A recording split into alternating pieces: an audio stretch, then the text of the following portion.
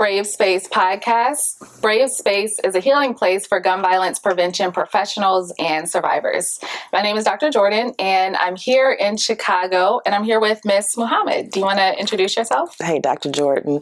Yes, I am Nicole Muhammad, the site manager for the Women's Center for Chicago CRED. Women's Center for Chicago CRED, which we see right CRED here. Women. CRED Women. So thank you so much for having me here and allowing me to interview you. I mentioned earlier that we've been going around and doing interviews of CVI professionals, and I'm really excited to interview more women in this space. And I would love to just get to know a little bit more about you. So can you tell us the neighborhood that you came from, the community you grew up in? Tell us something about your upbringing. So, wow, I've lived in the Roseland community for 52 years and very proud Roseland resident.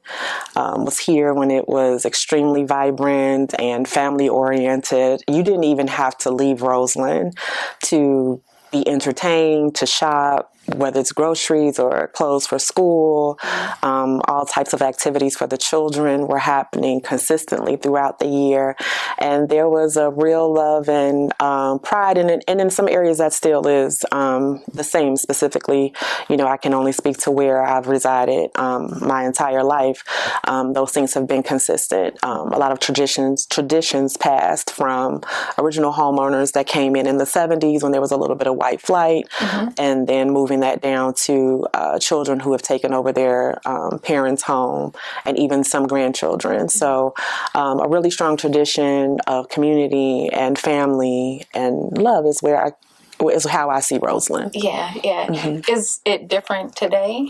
It's a little different, just only because there are some individuals that maybe didn't initially either pass on that tradition and or came in just as communities change across cities and states. So, in some aspects, we did increase in reference to crime. And of course, Michigan Avenue doesn't look like it looked when I was young, when we had, Gately's and Woolworth and all of those in the show, and all of those things have disappeared.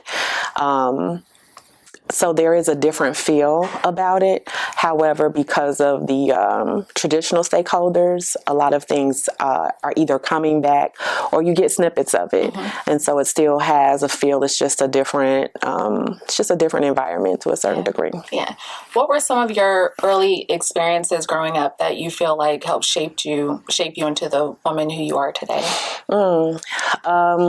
We had, I grew up in an era where your neighbors were your parents when your parents weren't around, and you could correct and or, redirect or same difference children. And so there was a serious level of respect and a serious level of community and responsibility.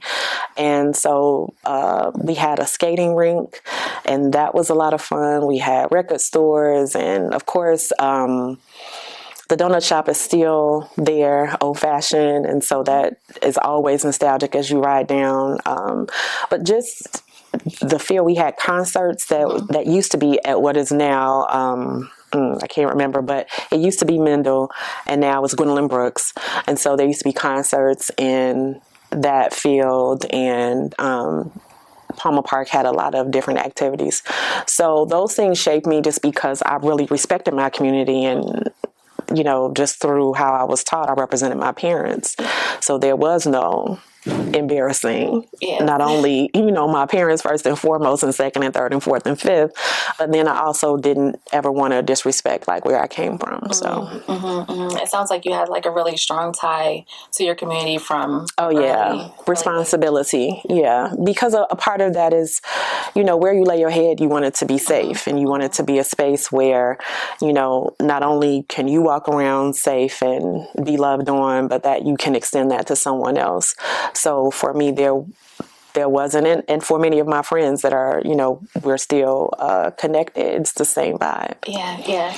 At any point growing up, did you leave Roseland to pursue school or other opportunities? Yes, went to college, Western Illinois University, and then came back home. And after a little break from school and beginning to raise my family, I attended Chicago State University for my master's in social work. And then, of course, the online schools kind of opened up, and that's where I got the rest of my certifications and degrees. Initially, my nursery school was in Roseland. My kindergarten experience was in Roseland, first grade experience, and it wasn't until like second through high school was I in school outside of Roseland. Nice. What prompted you to choose social work? So I was a juvenile. Well, first and foremost, when I was in college, I had done my internship, completed my internship at the Cook County Jail. So that gave me a real serious view of what can happen if people don't get intervention before they're adults. So then I chose to go into a field where I can kind of have some impact so that so many people, especially those that look like you and I, did not have to, maybe I could make a difference and they didn't have to go to the county jail. So I got into politics for a little bit and then became a juvenile probation officer, which I did for 7 years. Then from there went into school social work at Chicago Public Schools, and then became an assistant principal and a principal. And then I left being a principal in 2018 and came over to Chicago CRED. Nice. So you've had some really diverse experiences. When working with justice involved youth, like what were some things that you learned about them? So not even just their environment, but just who they are, like who they were as a person, as an individual. At their core, just I think like anybody on the spectrum of age milestones, you want happiness, you want to be seen, you want to be heard. And if those things don't happen and your environment is not conducive to you being a productive citizen, then that is ultimately what you're going to get in reference to an individual that either grows up on manipulation, hustle, and survival versus an individual who is protected and loved, real hard on. And so that is what you get, or who the individuals slowly become, not who they really want to be at their core. But when you're talking about trying to survive several systems, not just one, whether it's lack of resources in your community, disinvestment, food deserts, educational institutions that really don't show you that you're worthy of more. And then just access and cultivation and exposure and just all that we have. There were youth that I met that, of course, the 4 to 8 block radius was about all that they had experienced for a variety of reasons. So, and then you had youth who were in situations where their mother and their father worked really, really hard, and they were left to kind of hold down the fort until they returned home, which created a different type of individual. And so just trying to navigate that, some of them ultimately became something other than they thought that they would. Yeah. How does that compare with like students who you worked with in the school system? Like what were the similarities? What were the differences between those two different groups? There were none. Everything was seamless. Who you see in a community is who shows up at school. And for the same dynamics, you have some who have more protective factors, could be in the same environment, and they're like focused, like, no, I'm going to change this. I'm going to break generational curses. I'm going to, do things differently. And then there are others, according to the factors, whether it's that they are trying to assist with putting food on the table or navigating the things that happened the night before, or just trying to get to school in one piece. Those are the individuals, and that's the luggage that they bring. And unlike most adults, the luggage doesn't get placed at the door until they leave for the day.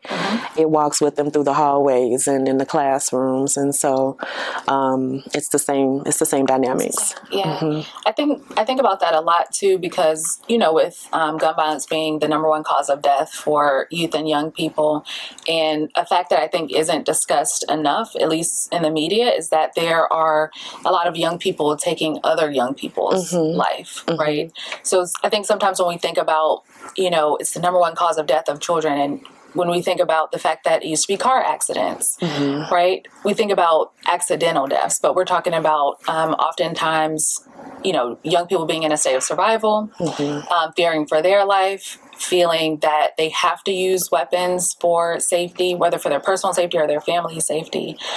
But like, what do you think people don't understand about high risk youth? So youth who are at a high risk for being a perpetrator of violence.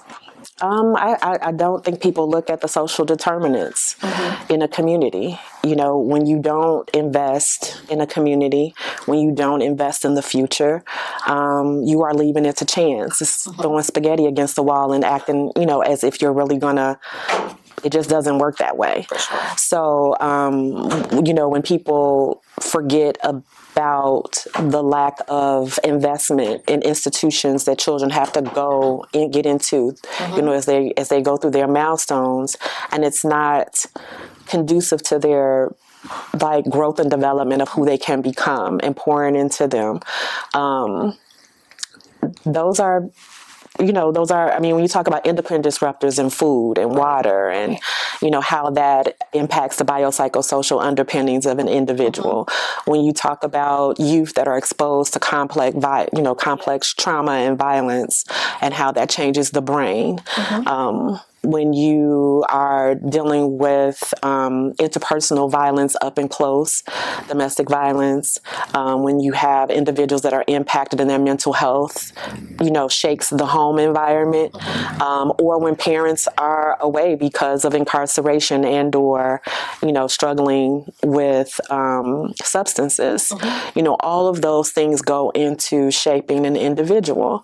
And it's weird, but what may be too much for me may not be too much for you. There are individuals that can grow up in a seriously traumatic environment and they're like, no, I got to do whatever I can to try to keep my, and then there are some people who it just changes everything about them. And it's your sibling. Yeah. It's your, god sister, when we're doing community living. So there are so many dynamics that's why it's important when you're dealing with individuals that you don't group them. You could see, well, okay, this thing happened and this is impacting a group of individuals, but individually is where you get down to the visceral core of what you're going to see in a year to 5 years. For sure. Yeah. For sure. When you were growing up in Roseland, did you have any sense that gun violence was a thing? Were you exposed to that at all? In my younger years, no, there was more like fighting.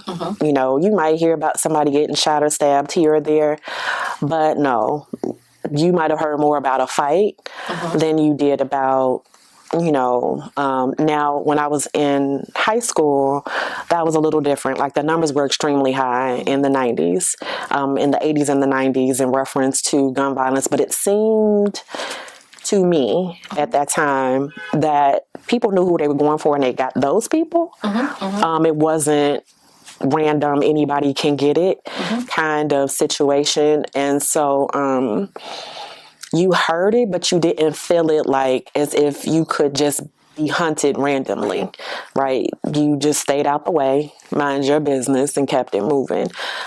So that is, kind of what I experienced. I had 3 friends in high school that were killed by gun violence.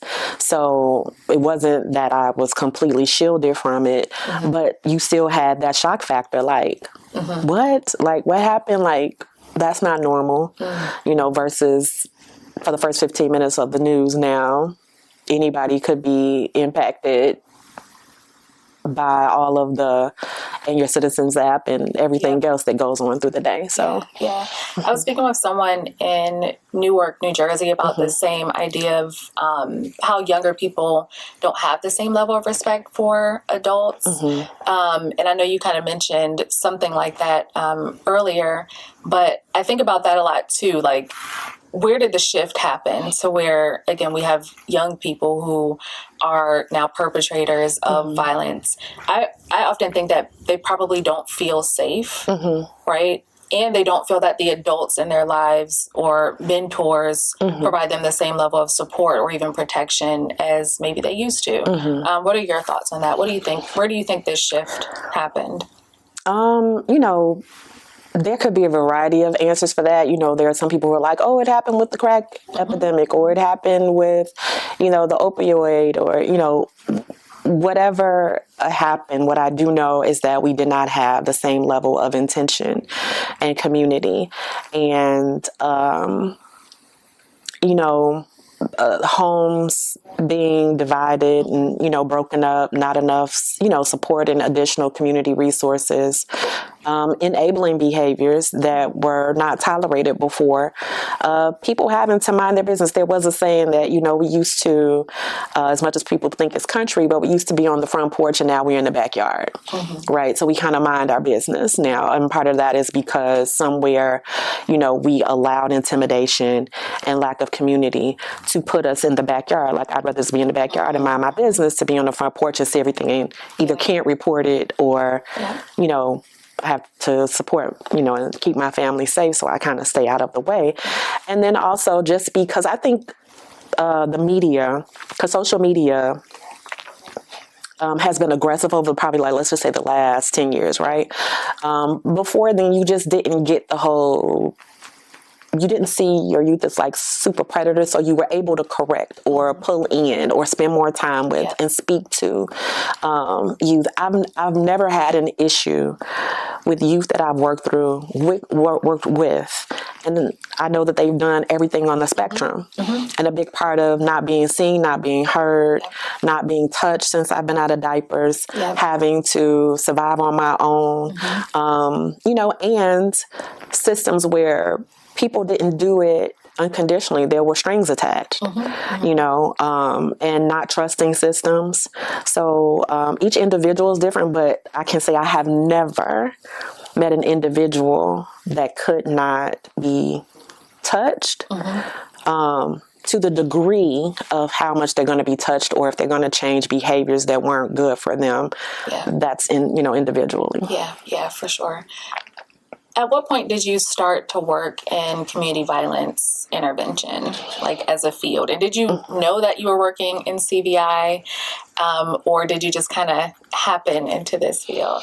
So when I was in Chicago Public Schools as a social worker and as an administrator, as we started seeing the numbers coming in, we started doing more things around talking about the dangers of, gun violence, what leads to it, how to stay out of the way, trying to build interventions that would, all of those things began to happen when I was in those positions, right? Especially when the numbers started moving aggressively. So I want to say let's go farther back than that. I'm going to start when I was a probation officer. So I was a probation officer starting in 2000. Okay. Right.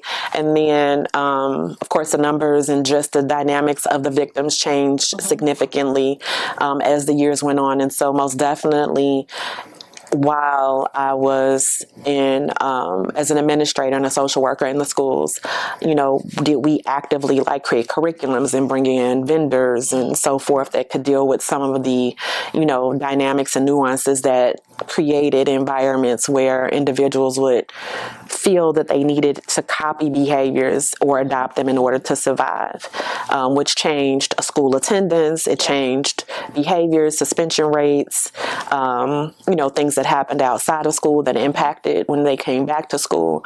So I would say before it was CVI, before it was gun violence, intervention prevention, we were doing a lot of that in the schools. Yeah. So in the school system, is that still the case now within Chicago Public Schools? Are there still a lot of efforts and? Oh yeah, I don't doubt that at all. I mean, when you have to teach children how to be on a lockdown, right, because something is happening outside of the school, or because of the amount of children who have been injured by gun violence and or killed,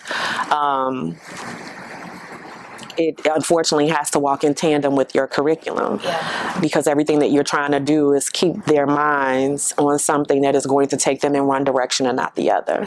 So and then CPS has started some really strong initiatives around working with youth who have dropped out of school and who are not actively involved. So at what point did you start working for Chicago CRED? And in 2018. What led you to this role? So I was leaving my position as a principal and an opportunity came with Chicago CRED. And I initially came over because I'm a licensed clinical social worker as well. So I started doing therapy with the guys initially. Chicago CRED was for young men 18 to 24 at the time. And so I came over to do some work with that. And then most definitely myself and another colleague began talking about the need for women to have access to the services, because there were women who were playing a significant role, whether it's driving, hiding, enabling behavior, pillow talk, or actually being the shooters themselves, that that we needed to provide services for them because they played a significant role. Yeah. That people weren't either ready to look at or didn't feel like they had that much power in what was happening. Yeah. So 18 to 24 year old young men, that's a tough group to work with and to provide therapy for. What were some of the challenges, and then what were also some of the impact that you had working with that age group? What's crazy is that when I initially began in Chicago CRED, it's probably 75% of my caseload were my former students. Okay. And I knew that in the school system, like, you're there to provide education. Like, you can't do crisis intervention all day or therapy all day. So I knew that they didn't get everything that they needed, right? So to see them was I felt like, okay, I get an opportunity to do this without interruption of bills and, changing classes and so forth. So that 18 to 24 is really rough, because on one end, you get to extract individuals out of their environment for a certain amount of time. And they can become very, very transparent on what impacted them, when they thought things started, what they really don't want to do. But when they leave you, they have to go back into the environment. You got to arm them back up again. You got to get your spidey senses together for what's coming through your gangway. When you take out the garbage, when you step that pinky toe out of the door in order to get to your car, like, those things are very real, which is, I've used the term no purple hearts here, because we have soldiers, young soldiers, who have had to do significant things in order to survive. And I could talk to you all day, but I got to go back home. Yeah. And if everybody at home is not on the same page with me, and we're not talking about leaving the environment, I have to survive. And I have to figure out how to do that without going insane. And so you see individuals, you have some individuals that decided to move out of town. They decided to take a different way to get to where they needed to go in order to make a living. They decided to have a high level of differentiation and kind of extract themselves but they needed an excuse that was community approved. Yeah. Like, where you at? Yeah. Like, such and such just got killed. We're not going, you too busy to go get back, or you're too busy to come kick it with us, or, and if they're not on that same page, you're now the thumb on the hand.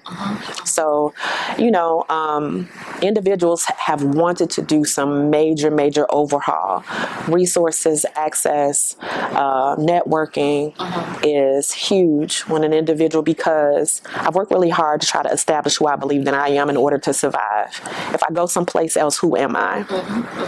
So I've had individuals who have taken chances just to be somebody. Like, I know if I stay here, I might get killed. But if I go over here, nobody knows, like, who I am, what I could do, what I can accomplish, and, like, who am I gonna be? So. I think identity too is such a big component of therapy. So I also provide therapy for the youngest survivors of gun violence.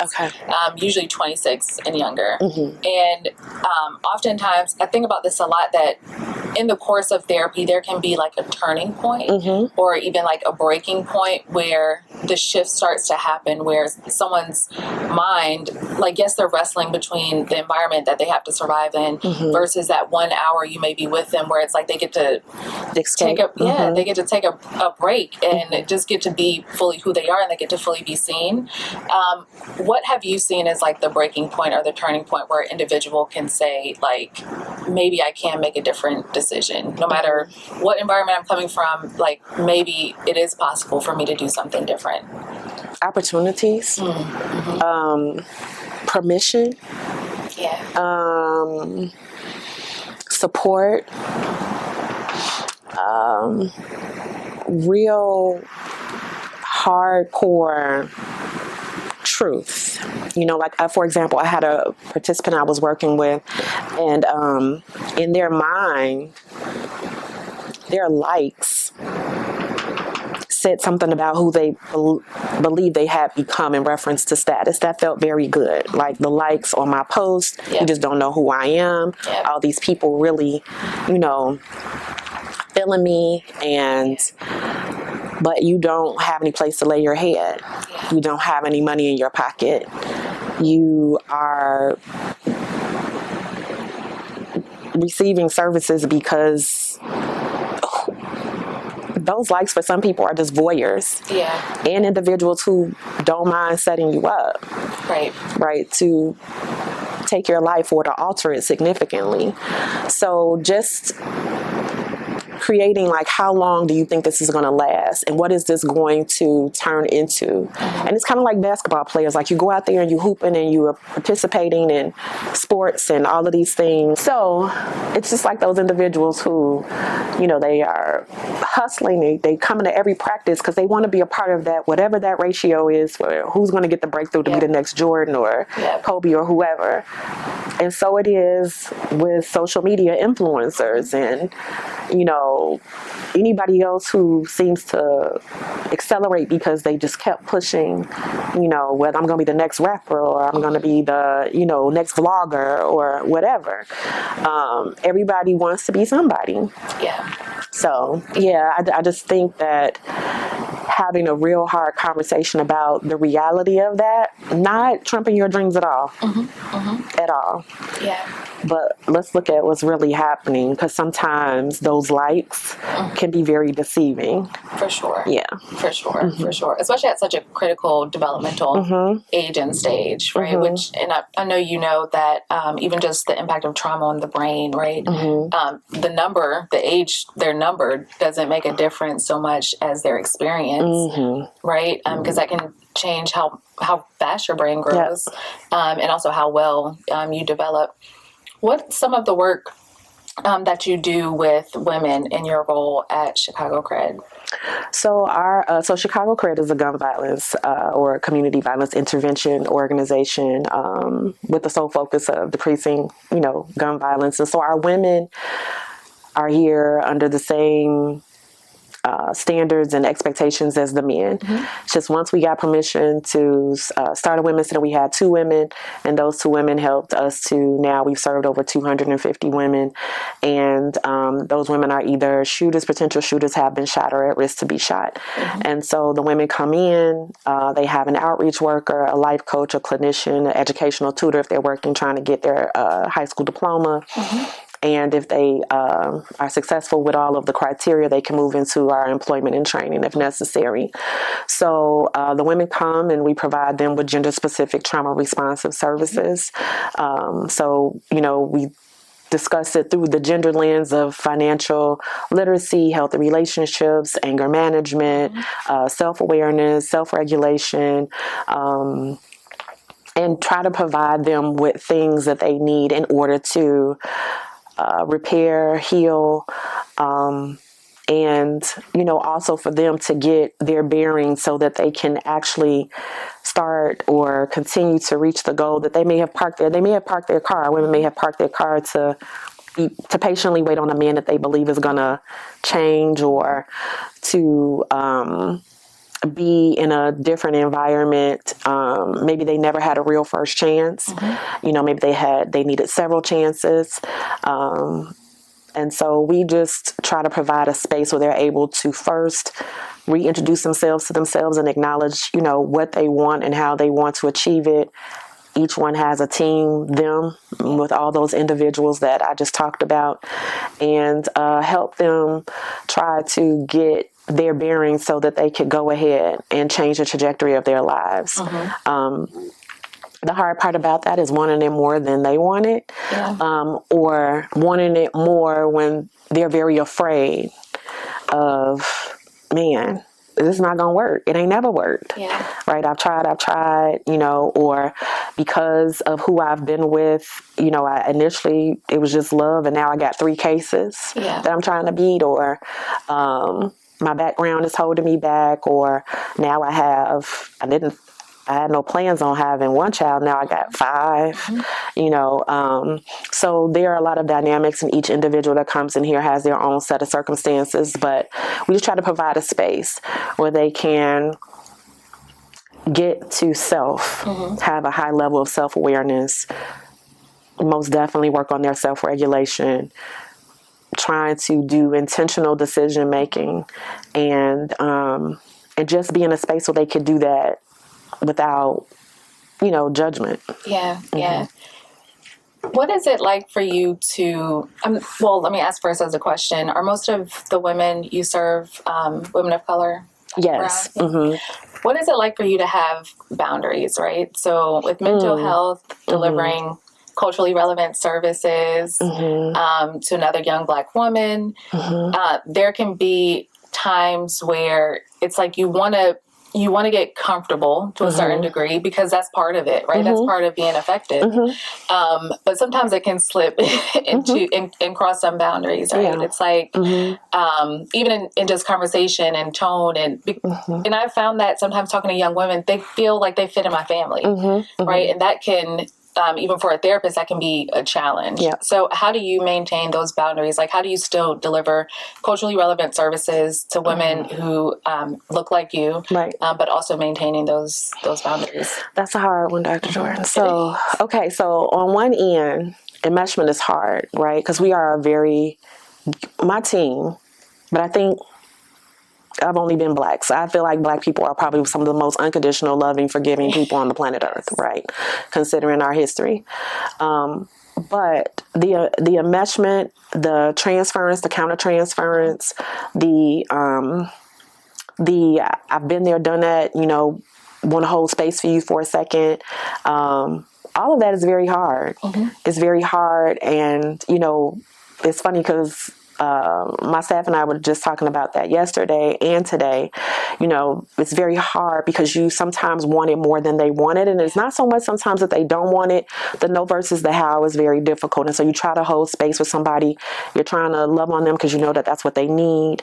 The boundaries, you know, the world is very small. My staff is primarily from the Roseland Pullman community. And so sometimes we know you, like I've known a lot of the women and men who have come since they've been 14. So there's a relationship sometimes there already. So it's very, very hard, but like we just remind each other all the time, like these are not your friends, right? There is a job to do, because at the end of the day, if it goes wrong, people are going to CYA, you know, and when people want something, they will flip on you. If they feel like, I don't care how much we're eating hee-haw and hot cheese, like, remember when you said, remember when you told me, you know, so a lot of those mistakes have been made. And it's unfortunate just because no matter who you are and what service you provide, there is a very human side, especially if you've been there, done that. I have staff that have lived experiences, so I have to pay attention to them being triggered or, you know, maybe participants believing that certain things should happen because I know you or I know what you did before you started this work, and empowering my staff. Like that's what you did at that time, wherever your level of consciousness was. We on something different. And that's a very hard thing when people try to be like, you ain't no better than me, girl. Don't stop playing with me. Like we was just out doing, you know what I'm saying? And people will come for that because a part of that is to knock you down so that. And to try you. Yeah. Oh, no doubt. So it's, that happens every single solitary day. You know, it does through some action, emotion, whatever. It happens every single day, and it's something that keeping the pulse of my staff is seriously, like I have to pay attention to how they're feeling when they come in here, and the dynamics of our women when they all come together, paying attention to small jabs, responses, comments, knowing somebody else's situation, and nobody may know it when they said something, but they might feel it's on purpose, or you know what I'm saying. So it's a lot. It is. It's a lot. It's a lot. I'm glad I get to ask you about it, because I don't often meet and speak with Black women therapists who work also in CVI, and know how difficult those dynamics can be, because on the one hand, we have to be relational. You really can't do this work without being relational, because you have to establish trust, and there's a lot that goes into it. But those boundary lines are very hard, right? So how do you take care of yourself? Like thinking about self-care, wellness for yourself, staff, whenever you have time, like what does that look like for you? I think a bit of it is for my staff. I'm trying to pay attention to their disposition, right? Like, you know what? Get out of here, go home. You did some hard work, or, gifting on a comp day. We have what I consider, or I call it, I learned from another clinician, which is called rinsing sessions. So when our participants leave, you get to say what you want to say. Yeah. Like what you can't do in this work is work with people's representatives and think you're going to get the best. Like, I'd rather you say, look, I swear to God, she only had to say one more thing to me, right? We could now talk about that. Say what you got to say, okay, but you if you do that, right, such and such might happen. I mean, that's the reality of that. Yeah. But you shouldn't have to work someplace where you are bringing in, this is like a community clinic, hospital, where everything comes in here, and you have to pretend like that didn't piss you off, or that, that didn't bring back some type of feeling, or that you feel that maybe you need to pay attention to your own safety, or that it's so many dynamics and so many different things. So one, being able to be yourself, like, we literally are in here like a real serious family with professional, ethics, because to come someplace and you can't be yourself and you can't say what you're thinking or what's really happening, is a disservice to not only your employees, but to what you're trying to provide, right? Because they have to grow and develop as well. Myself, and with all of us, you're like this vessel, you're absorbing. Like, if you saw the Green Mile, like, he inhaled all of the toxins from who he was healing, and then he had a place that doesn't really happen. Like, you can't open your mouth and all the toxins go out. But to, take your breaks, get your days off, get some calm time every now and then, be able to walk out of a room, is necessary. You can go to as many yoga classes as you want to. Yeah. That's for that time being, and good for that, because it decreases your cortisol and, all of that. But when you are feeling hesitant on a Sunday, it's about to be Monday. That's very real. So, trying to engage in activities, walking, working out, hanging out with your friends, going on a trip, or whatever works for each individual. Because here's the other part. What used to bother me before is not the same stuff that bothers me now. Yeah. So also keeping in mind, like, life changes that you have with your staff. I mean, you may have perimenopausal women. You may have, it's the death date of their family or something happening. So those things are very real. So, yeah. Yeah. What would you say has been the biggest impact of your work and your team's work since you've been in this role? That's hard, because we might have one individual who the biggest impact is that, they were able to secure their high school diploma, which closes a significant gap for them in reference to what they have access to.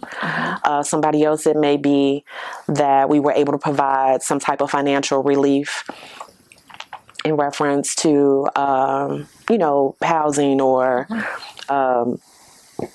training, certifications, or whatever. So each individual is different, but I don't care what happens. I know that we're doing something good when it's time for our women to transition out, or if they're not on point and we have to pause them,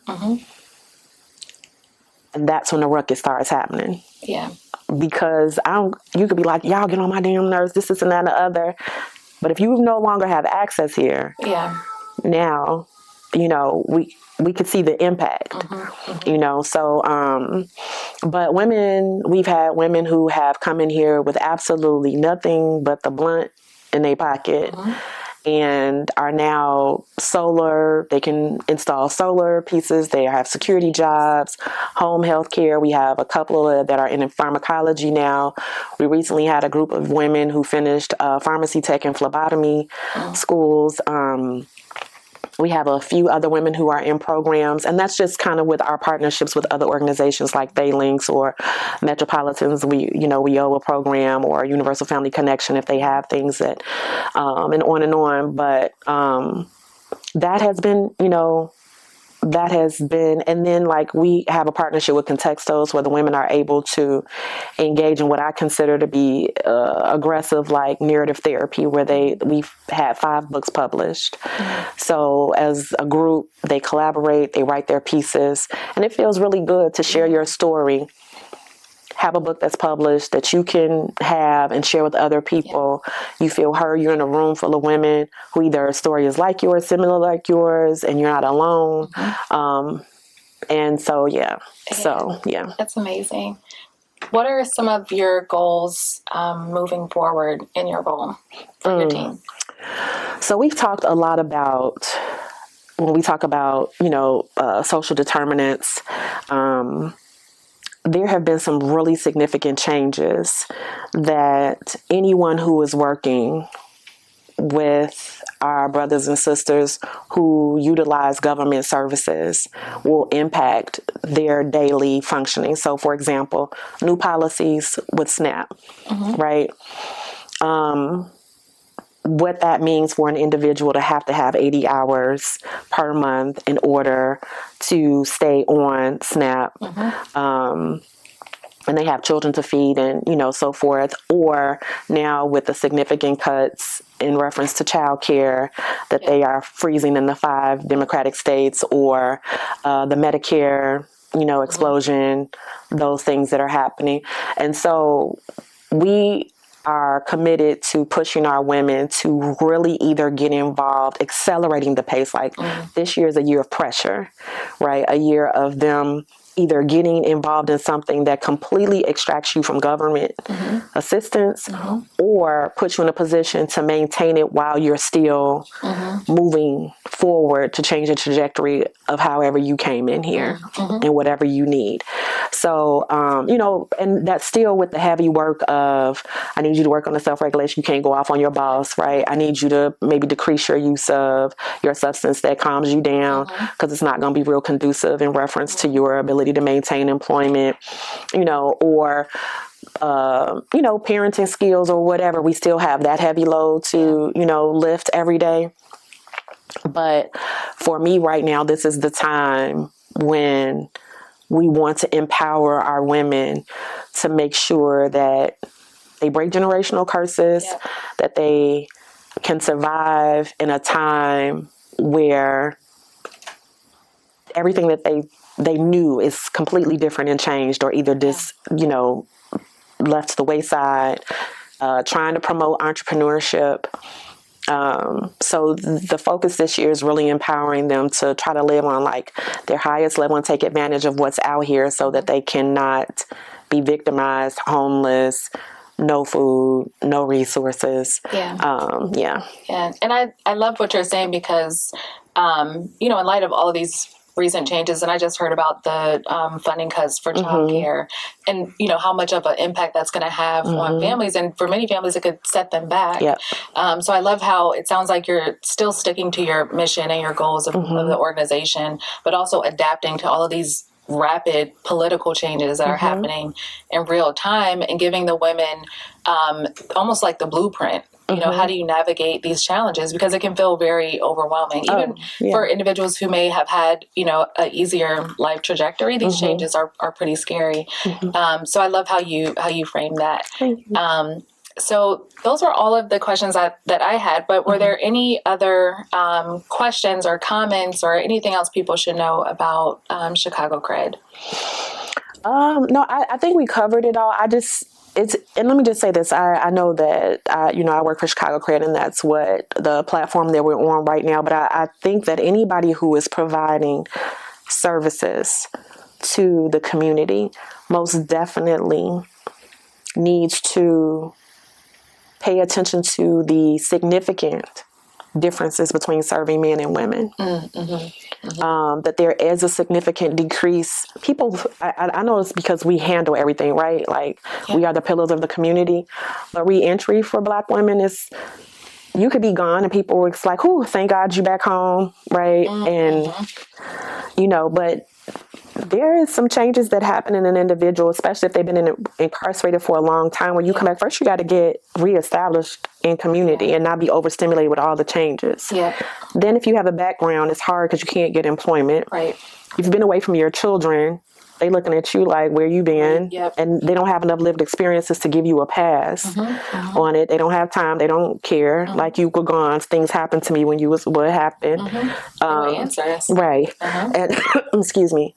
And, then you also have just the gender-specific services that are needed in reference to, confidence, self-esteem, the impact of, and all these things are true for men, but we experience them in two different ways. Hence, we have Venus and Mars, right? Yeah. So there is a real reality of providing gender-specific, where women are in a space where they can be themselves and not have to either play small because of the masculine energy, and or not have to be over masculine because that's what they've had to do in order to survive because of the lack of support and or absence for whatever reasons. So, it's important to maintain pushing awareness, helping to get places funded to provide services for women, helping to understand that you just can't create a program for women and slap any curriculum, right? And you could try to tweak it if you know what you're doing, but there is some science to, the difference between dealing with men and women. And so that's, for us to be able to be in a position where women who are impacted by gun violence, we have to understand how it impacts them and how to help them navigate it so that it doesn't become a permanent space for them. It's something that happened. They got through it. Now they're on the other side, and either they're assisting with trying to make a difference, or they've had to extract in order to change things for their family. But that is critical, because I do believe that you can have issues in a home, but a woman who is disgruntled and toxic can be more damaging For sure.